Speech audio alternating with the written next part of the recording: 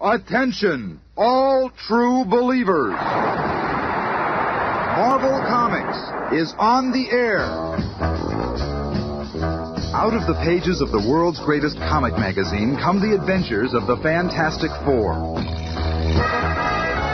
This week's epic, the first tale in this new radio series, is from the original book of Marvel called The Fantastic Four Meet the Mole Man, the beginnings of which we shall witness in just half a moment. It's mid-afternoon in New York City. Through the din of midday traffic is heard a strange explosion. A symbol takes shape in the city's sky, and a legend is born. Hey, look up there. What does that mean? Could it be an invasion? And high above the excitement and hubbub, one man holds the still smoldering flare gun. One individual who is somehow more than just a man. He is the leader of the Fantastic Four. This is the first time that I've had to use the signal, and I pray it will be the last. In another part of Manhattan, Susan Storm is having tea with a society friend when she hears... Sue, look out there. What? That symbol in the sky. What do you suppose it means? Oh, I'm sorry, Jackie. I have to go now. What? But we haven't even started our lunch. So it's happened at last. I must be true to my vow. There's no turning back. She's gone. But how? It's time for the world to meet the invisible girl. And at the same time, in a men's clothing store downtown... I'm sorry, sir, but we don't carry anything large enough to fit a man of your stature. Bah! Everywhere I go, it's the same story. I'm in a world too small. Say, look in the sky. That bright red symbol with the number 4 inside. Huh? What can it mean? Let me see that. So the time has come. Out of my way! What? Why do they build doorways so narrow? Holy smokes, a monster. Officer, do something. Halt! Halt or I'll shoot! I warned you! What I like about New York people is so friendly. You see that? He'll hit that manhole cover out of the ground with his bare hands. Take my special underground express route. There's so many tunnels under the city, and this is faster than subways. Quieter, too. This ought to be far enough. There's no opening above. I'll just have to make an opening. A monster came up out of the ground. It don't look human. We're being invaded by Martians. Call out the army. Oh, we're being invaded. Invaded? Well, before we make such a decision, let's observe another scene at Swanson's garage. We got her purring like a lamb, Johnny boy. Good, that's the way it should be. There's only one thing I like better than working on cars. What's that? Hey, look. What's that in the sky? That's my cue. Flame on. Hey, Johnny, what's happening to you? Remember me saying there's only one thing I like better than working on cars? Well, this is it. The figure which just seconds before had been Johnny Storm is now the Human Torch, flying through the skies like a flaming meteor. Red Dog Base to Squadron Leader. Scramble alert. You are authorized to locate and bring down unidentifiable flaming object now flying over Manhattan. And within a few minutes, Johnny Storm is in a dogfight for his life. I can't keep this up much longer. My flame's gonna run out. Oh no, I'm falling. I'm not gonna make it. And then, just as the flying boy's flame begins to flicker out altogether, two impossibly long arms stretch out and... Gotcha. The now flameless Human Torch is plucked from the air by the strange man who fired the flare which caused all the commotion. Thanks, Reed. Oh, you're safe now, lad. Who is this man? In fact, who are all four of these astonishing humans? How did they become what they are? What mystic quirk of fate brought them all together to form the Fantastic Four? Well, you all came when I summoned you. Good. There's a task that awaits us. An awesome task. There's time for us to learn of the task awaiting these four, but first, let us uncover the origins of this colorful quartet. That requires a bit of Marvel magic as we travel back to a time and place before there was a Fantastic Four, back to the office of Dr. Reed Richards in the Federal Space Exploration Complex, where Dr. Richards is briefing his team. So, as you can see, we have a clear time window at 9:40 tonight, and then not again for 3 years. If we're to be the first in space, we must leave tonight. What? You're not going tonight with me as pilot. You know we haven't done enough research into the effects of cosmic rays. Out in space, they could kill us all. Ben, we've got to take that chance. Unless you want the Reds to beat us to it. I never thought you were a coward. Coward? Get that shit. I'll fly her no matter what happens. And so, led by a determined Dr. Reed Richards, the group speeds to the spaceport. Susan, Ben and I know what we're doing, but you and Johnny, you two don't... Don't say it, Reed. I've been working on this for too long. Where you go, I go. And I'm tagged along with Sis, so it's settled. No time to wait for clearance. Conditions are right now. I think this is a stupid thing you're doing, but I ain't no coward. And before the guards can stop them, the mighty ship, which Reed Richards has spent years constructing, is streaking for the heavens, climbing into space. Hey, this hurts. Feels like I have a ton of concrete on my chest. Caused by our fantastic rate of acceleration, Johnny. Right, but the ship is acting like a perfect baby. Yeah, but we still don't know about those cosmic rays. Higher and higher, like a silver bullet, the sleek spacecraft soars. Hear that? The rays are penetrating the ship. I warned you. My head is pounding like it's going to burst. Rays have affected my hands. I can't steer. Ben was right. We should have waited. We should have had heavier shielding. But Sis, I feel like I'm burning up. My body is so hot. Can't move. I tried to warn you. At that moment, the powerful rocket's autopilot takes over and the sleek ship returns to Earth in a rugged but non-fatal landing, leaving our quartet of cosmically charged champions deep in the jungles of South America. Reed, after all your work, we failed. I'm just grateful we're all alive. But we failed. Bah, what'd you expect? And we still don't know what effects the cosmic rays will have on us. Oh, Reed, I feel strange. Susan! Look at Susan! Sis, what's happening? You're fading away. Oh, no. What's happening to me? Reed, Ben, Johnny. Somehow the cosmic rays have altered your DNA, making you invisible. Sis, I can't see you at all anymore. Tried to tell you to wait. How long will it last, Reed? That's got to be the question of the century. How long will it last? There's no way of knowing. What if she never gets visible again? Easy, Johnny. Susan, concentrate. Think about your physical form. Try to imagine yourself visible. I'll try, darling. Look, it's working. I can feel it. Oh, Susan, it is working. Oh, it feels so strange. Oh. Boy, you were lucky. We might never have seen you again. Richard, you were crazy for proceeding with this experiment. How do you know she won't turn invisible again? Oh, Ben, I'm all right now. Oh, sure, you're okay now, but what about a minute ago? And what's going to happen to the rest of us, wise guy? Dan, I'm sick and tired of your insults and complaining. I didn't purposely... And I'm sick and tired of you, period, Bub. In fact, I'm going to paste you one right in that smug face of yours. I've been wanting to do this for a long time. Ben, wait, Ben. What's happening to him, Sis? I don't know, Johnny. His skin is cracking. He's turning into orange rocks. Wait, Ben. Don't try to talk yourself out of this one, Doc. I'm going to nail you.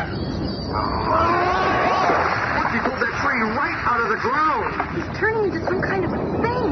Oh, Reed, darling, do something. Reed, darling.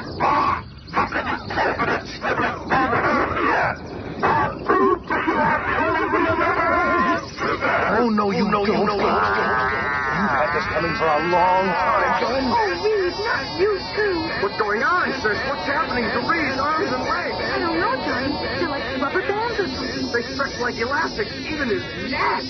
What am I doing? What's happened to me? What's happened to all of us? You've turned into monsters, all of you. It's those terrible cosmic rays. Look at me. They've gotten me, too. My body's beginning to flame. And I'm lighter than air. I can fly.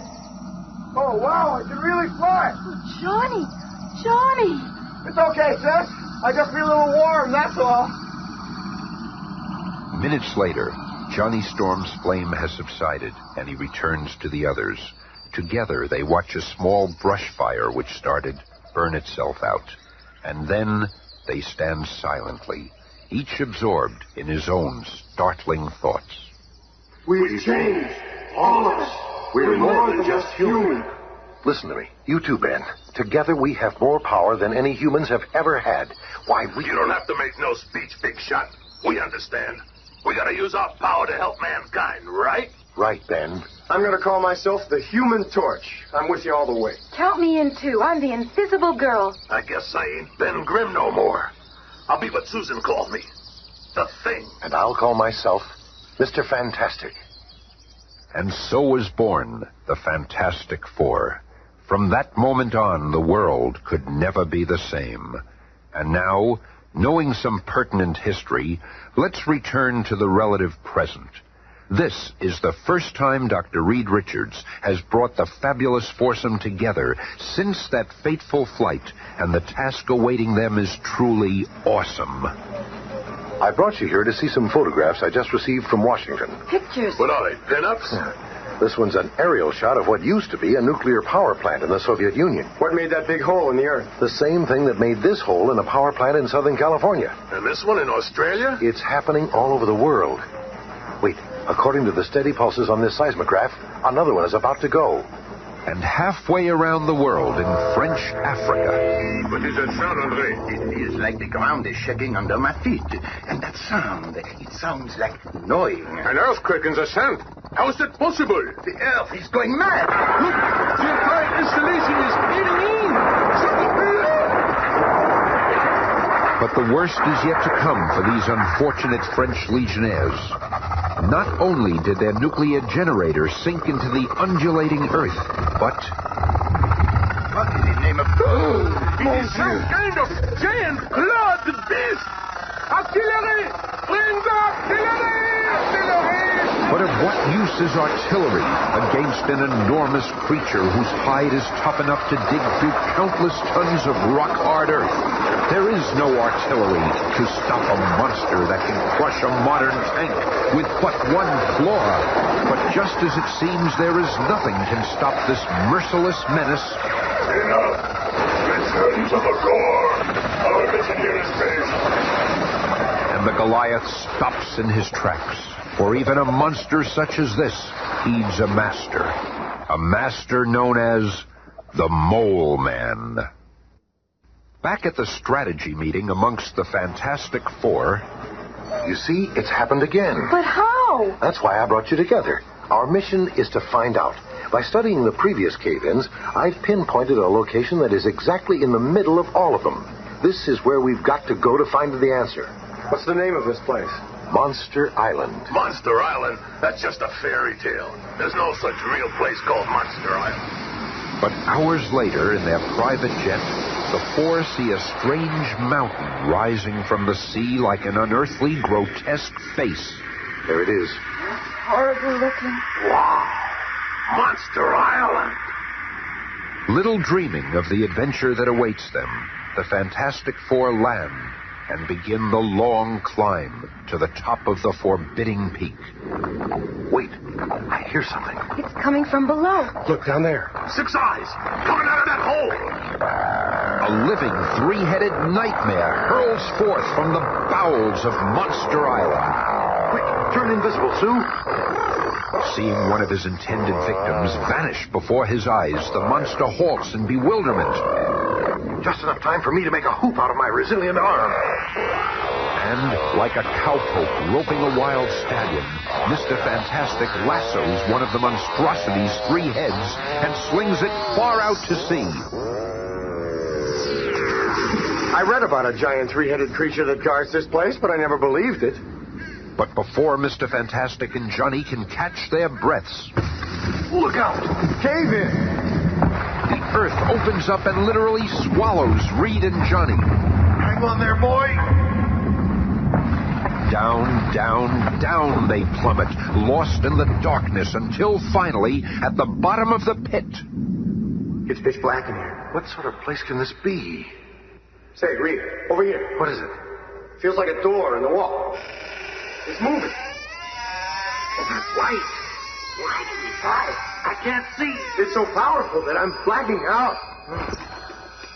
It could be minutes or hours later when the two regain consciousness, only to find themselves garbed in strange, heavy suits that protect them from the blinding, unearthly glow. Oh, my head. That light actually overpowered us. How did we get into these clothes? It is about time you came around. Who are you? I can't see. Where are we? One thing at a time. The reason for your blindness is the glare from this valley of diamonds. Brighter than the sun. And as for me, I am the Mole Man.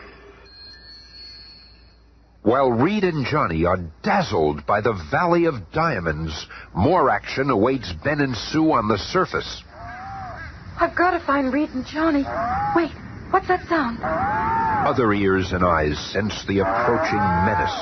Look out behind you, Sue. I'll handle it. The second gigantic guardian of Monster Isle is powerful beyond belief. But he is fighting a foe whose very body has been supercharged with cosmic energy. A foe that cannot be stopped. You've done it, Ben. You've beaten him. What'd you expect? I am the thing, ain't I? Oh, you saved my life. Never mind that. Let's go find your brother and that skinny boyfriend of yours. Oh, Ben, if you could only stop hating Reed for what happened to you. And what of Reed Richards and Johnny? Using that marvel magic again, let's descend to the depths of Monster Isle, where we find them confronted by the strange Mole Man. So you have never heard of me before.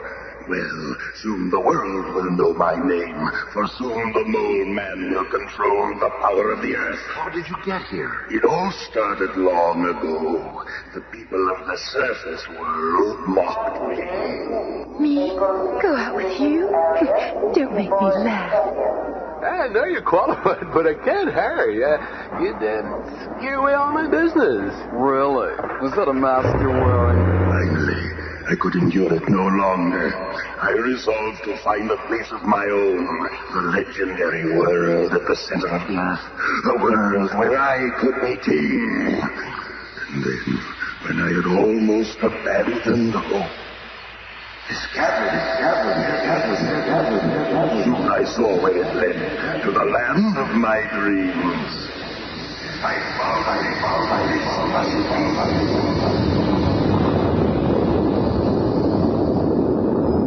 The sudden shock of my outcry in that blue, silent cavern caused a violent avalanche. When it was over, I had somehow survived, but I fell into the Valley of Diamonds and was permanently blind. That was the last of my misfortunes. My luck has changed as I mastered the creatures down here, made them do my bidding. With their talents, I carved an empire out of the earth's core. I conquered everything around me. I developed the ability to deal with the dark and the blindness. Here, take this pole. Try to hit me with it. What do you mean? Go ahead. Take a swing at me.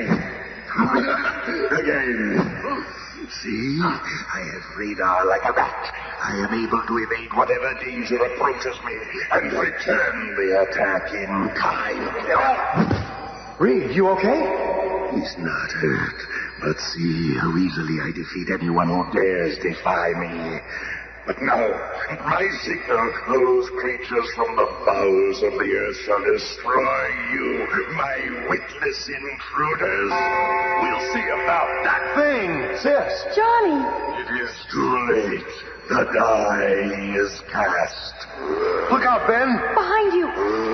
Hearing the Mole Man's signal, his largest and most deadly underground creature thunderously lifts itself into the room, its brainless rage directed at the ill-fated four. Flame on. Help is on the way. Things are going to get kind of warm around here. Back and forth like a flaming hornet, the Human Torch buzzes the gigantic creature, who tries to grasp the frantically flying youth. Reed, the Mole Man is getting away. Let's see if I can help it. And I can. You haven't won yet. You can't beat my entire menagerie of monsters. And then they come, like pieces from an insane nightmare, roaring, running, snarling, the Mole Man's entire army of underground gargoyles.